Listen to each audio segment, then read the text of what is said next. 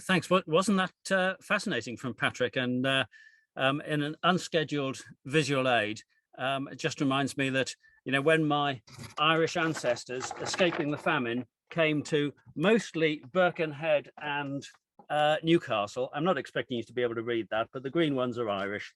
Then that gave me my roots in the north. I grew up north of the Tyne. Anyway, I've got stuff that I'm planning to say tonight. I might keep an eye on short questions in the chat. That might actually influence me a little, or, if you massively disagree with me. And I'm very happy to respond to questions in the chat afterwards. And I am going to try and provide a link in a sort of theme of the arts. But the talk is about Brexit, fantasies and fallacies. Why are we talking about Brexit, fantasies and fallacies? And in fact, why am I talking about Brexit, fantasies and fallacies that I've put under the spotlight? Then let's go on talking about specific Brexit, fantasies and fallacies. And at the end, I will explain why I believe Brexit supporters and opponents must aim to resolve the fallacies, and there will be a call to action. So, firstly, why are we talking about it at all? Brexit is done, so stop talking about it. That's what I hear. So before I say anything else, I'm going to answer that point. It's happened, and so it should not be discussed is not a rule that applies elsewhere. So why should it apply to Brexit? It is normal to review an objective, what was done to achieve it, what actually happened, whether that was beneficial, and if not, what can be done to rectify the situation. Why should Brexit be any different? So that's why we can talk about Brexit. Now, why am I talking about Brexit, fantasies and fallacies? Patrick talked about different threads of your life weaving together. So I'll give you a little bit of background about me and what I've done that's relevant to this. I've worked in teaching, IT, project and program management, international development, which I'm still active in, and lately political satire, writing and publishing books and music. And these experiences have given me particular perspectives. I'll share a few of them during this session. Bearing in mind the arts theme of the evening, I am going to give you my Brexit artistic story. Patrick said our essay was here to let people stick their oar in, and I've aimed to do that. So 10 days before the Brexit referendum, I posted song lyrics, Brexitian Fantasy, online. You can find a video of the song as one of the early posts on Britannia Waives the Rules YouTube channel. Oh, I will put the general link to the channel in the chat. And the lyrics alone were shared hundreds of times on social media. I'm getting echoes of that today, actually, because I've shared an alternative version of Sweet Caroline, Sweet EU Time. Anyway, 2019 saw the publication of my book, Brexit's a Trick, Not a Treat, which started with Brexitian fantasy and had such songs as Don't Cry for Leave Now, Theresa, How Do You Solve a Problem Like Our Brexit, followed by the full Brexit musical, Brexit's a Musical Trick. All profits go to charity, by the way. As I say, I'm saying a little bit more about this than I'd planned to, given the arts theme of the evening, because the musical, here's the artistic bit, it uses every major tune from Les Miserables, with Boris Val Boris considering with his long-term nemesis Gauvert, must I lie? The Tories deciding that at the end of the day, we have need of a leader. Rees Moggy and Tereline with lovely tax breaks, Faragier as master of the spiel, the street urchin Corbosh. They laugh at me because I don't have number 10 keys. They laugh at me because of low support by MPs. A big musical number, One Day More at Chequers. The MP Grievous lamenting empty houses, empty benches, before the conclusion by Cunnings and Boris Val Boris, failure doesn't matter in the past, which of course, in a classic example of life imitating art, has subsequently become the Tory battle cry about A, Afghanistan, B, Brexit, C, COVID, D, democratic deficits, and every letter of the alphabet up to Partygate. That song, by the way, was based on Boris Johnson's appalling February the 3rd, 2020 speech at Greenwich, when he effectively said coronavirus would be good for Brexit Britain because other countries would shut down and Brexit Britain would not. So we probably had thousands of COVID deaths in the UK resulting from that attitude. So, in fact, there's a Brexit fallacy at the start from Johnson that Brexit would enable us to outwit COVID in 2020. But anyway, I am aware that the same mindset which told us there'll be no checks on goods crossing the Irish Sea has since told us that there was a protective ring around care homes, that there was no shortage of crony-supplied PPE, that the Afghanistan evacuation was properly planned, and that there were no parties in Downing Street, all of which were blatantly untrue. But I am concentrating on Brexit here. I wasn't thinking of this actually when I titled the talk, but you could call the Brexit musical a Brexit fantasy in itself, because the musical is a fictional story about an imaginary country seeking a Brexit from the European Union after a referendum. So it could be anywhere. We have the theme tonight of the arts. The recording of the CD of this did, in a small way, provide some work in the desert of lockdown, recorded, socially distanced, one singer at a time, recorded and mixed by Ben Chambers of 16 Million Rising. And I should pay tribute to people who contributed at low or nil rates, but some people did earn some money who weren't otherwise earning much. All the profits go to charity, Disasters Emergency Committee, initially for COVID, lately for Ukraine, with Boris Val Boris, sung by Leon Berger of English National Opera and other things, Tereline, Arlene, the Queen, and Laundrette Leadsom by the soprano Zena Wigram, and a whole host of accents by John Asher of Tiswas and Top of the Pops fame to tackle Rees-Mogg, Gauvert, Corbosch, Cunnings, and many others, including two led by donkeys characters. The singers, here's a kind of artistic footprint. The singers were so glad to be able to do something with their talents to express their views. And you know, after the newspapers fade away, some of the art, if it's good, is what gets remembered.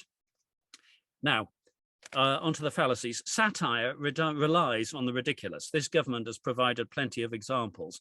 If a government follows best practice, and if its behaviour would easily pass an audit, then the material for satire may be quite scanty.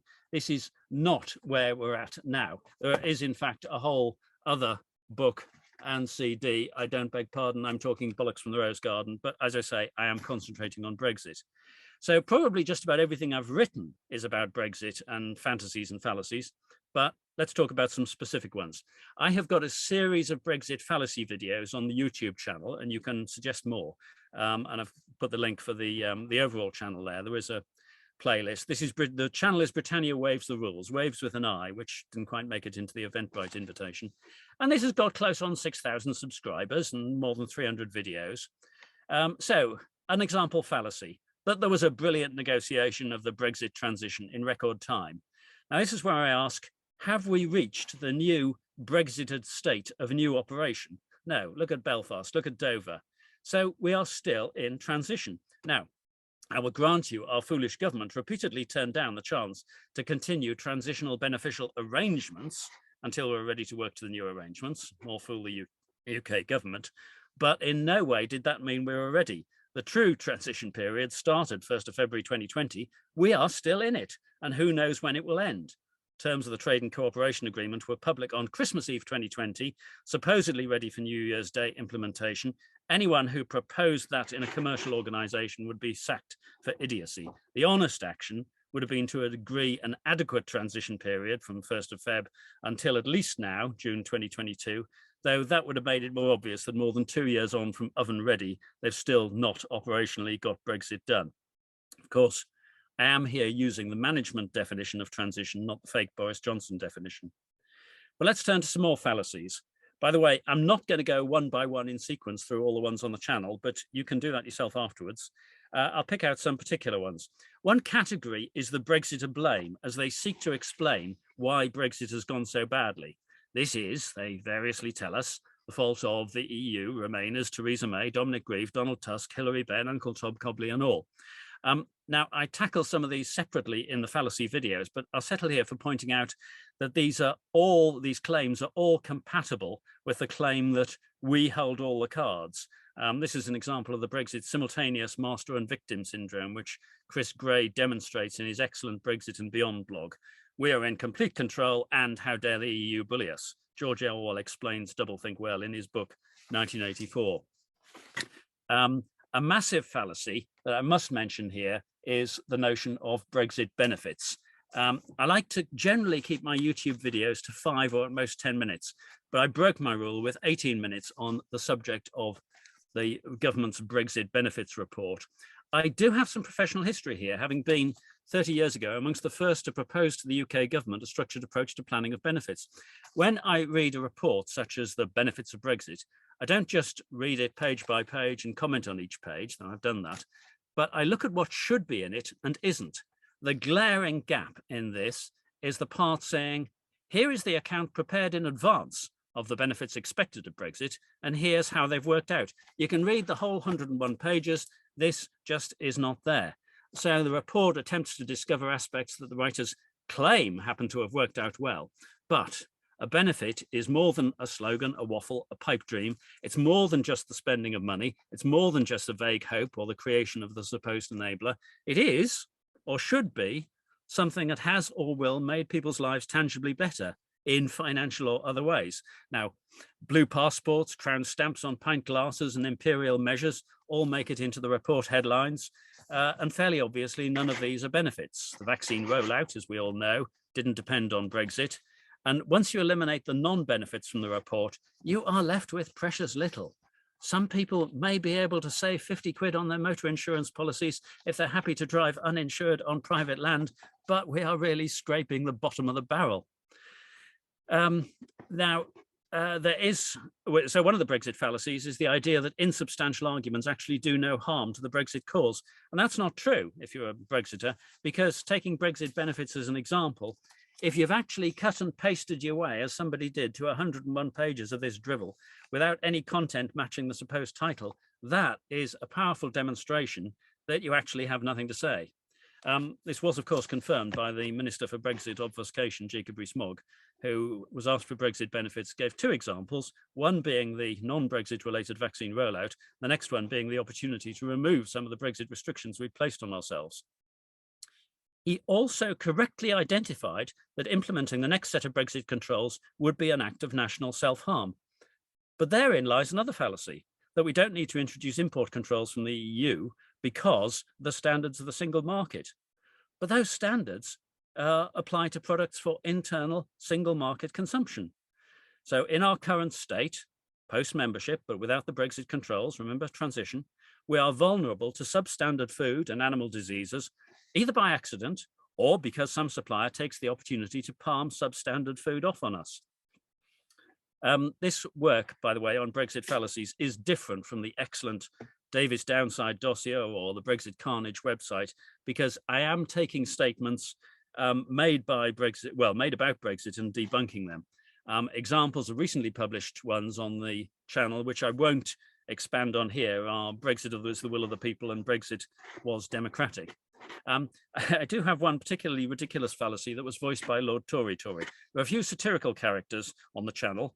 There's Lord Tory Tory and Mr. Curtis Lee Smug and the Professor. Anyway, Lord Tory Tory rejoiced in the British clubs breaking out of the European Super League project, said this had been enabled by Brexit. This, of course, was complete twaddle, but it was repeated the following Wednesday at Prime Minister's Questions by Boris Johnson. So I do have to be careful about giving him ideas. Here's one fallacy, though, that it's possible some people this evening might hold. And if so, I hope to be able to persuade you out of it, because this is a Remainer, or rather a rejoiner fallacy. And it goes like this. You can never persuade a Brexiter to change their mind. By the way, I do acknowledge there may be Brexit supporters in here as well, but I'm just guessing at the general direction of belief. So I see rejoiners saying, oh, it's no good arguing with Brexiters. They don't listen to anything I say. Now, very often these are online interactions. My debunk of this comes from Dominic Cummings, or rather Benedict Cumberbatch playing Dominic Cummings. He drew a big circle, divided it into thirds. We're getting towards the end. 1/3 are committed supporters. They'll support us come what may. 1/3 are determined opponents. We can't shift them, so forget about them. But the third in the middle is the real target. They're the ones we need to convince. Now, when a rejoiner writes, I've tried interacting with Brexiters and it's no use, they have almost certainly been interacting with a committed third. If you want to have the online discussion so that others can see the arguments, that's fine. I interact with Brexiters lured into Britannia Waives the Rules YouTube channel, partly for that purpose, partly because the poppycock that they mostly spout gives me insights to their thinking and provides new material for Brexit fallacy videos, and by the YouTube algorithm drives up traffic to the channel. So these are the determined opponents mostly, though there are some people I have reasonable interactions with. But don't tell yourself, this is the debunking, my claim debunking the fallacy, don't tell yourself no one will ever change their mind because your particular determined Brexiter didn't. If you are interacting just for that purpose, it's almost certainly a waste of energy. Most of those who can be persuaded are probably fed up with online politics, not interacting about it on social media, but they are in the supermarkets, at the bus stops, on the trains and in the pubs, And if you think talking to these people presents a challenge, read Peter Cook's book for plenty of tips and anecdotes. It's the best book on the subject. I think it's the only book on the subject, actually, but it is the best book on the subject. Crucially, in my view, we must listen to Brexit voters and forgive Brexit voters. The Tories would have us believe that inflation, reduced investment, staff shortage, trade slumps, UK cut out of Ulster to EU traffic, lorry queues on the way to Dover are all just the way life is now, or in some way the result of COVID, Ukraine, or the phases of the moon, despite the fact that these downsides are either uniquely a British problem or suffered more severely here, and Brexit can't be mentioned. That's where I came in. And actually, in some ways, when I hear all those excuses by Brexiters for the failure of Brexit, then at least there is some recognition of the failure of Brexit. I have a video about moving step by step beyond I told you so. That's on the channel.